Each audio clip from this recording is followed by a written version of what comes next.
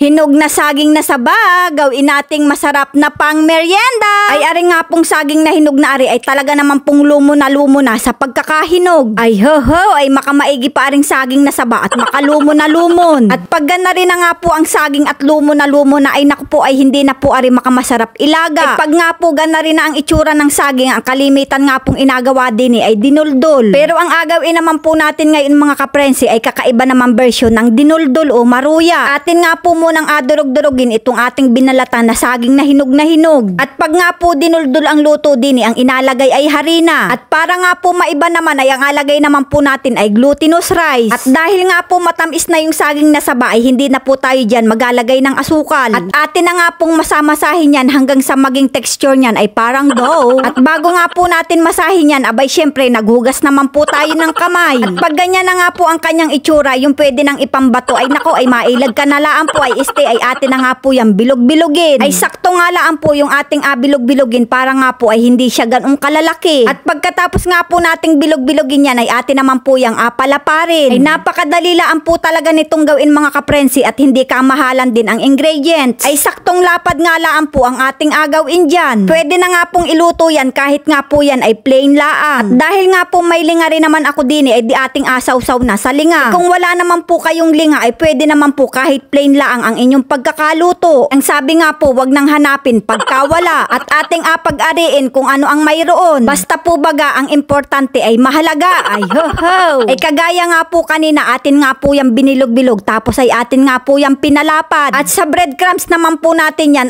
coated dahil nga po meron tayong breadcrumbs. Bali nga po dalawang klase yung ating ginawa, isang breadcrumbs at saka po ay isang linga. Di baga nga ni po sa simpleng saging na saba na hinog ay magkakaroon tayo ng makamasarap na pang merienda. At pag nga po mainit na yung mantika ay atin na nga pong iprito yan. At ang una nga po nating alutuin ay yung may linga. Ay saglit nga lang din po aring maluto at pagkatapos nga po ng ilang minuto ay ayan atin na nga po yung baligtarin. At pag naluto nga din po siya ay para po talaga din siyang butsi-butsi. Pagkalipas nga po ng ilang minuto ay luto na yan at atin na nga po yung ahunin. Ay makaayos na ayos po man din naman aring pang merienda. At arin naman pong kinoted natin sa breadcrumbs ang ating alutuin. Ay makamabilis nga lang din po aring maluto at maya-maya ay atin na nga din po yung aahunin. At ayan na nga ni po pagkalipas ng ilang minuto ay atin na nga rin pong aahunin yung ating kinoted naman sa breadcrumb. Di baga nga ni po't maiba naman sa lutong dinuldol o kaya ay maruya. Dahil nga po ari ay glutinous rice ang ating nilagay. Pag kinagat mo nga po ari ay medyo malagkit-lagkit para nga pong nakain ka talaga ng butsi-butsi. Dahil nga po naligaw din sa aking bahay kubo ang aking tiyahin at ang aking pamangkin ay may kasama kaming masakmal na ring ating niluto. Ay nadikit nga daw po sa kanyang ngipin kaya siya ay hindi makarami. Kaya naman mga kaprensi, kung naibigan nyo nga po aring video ari, palike and share na lang po. Maraming salamat!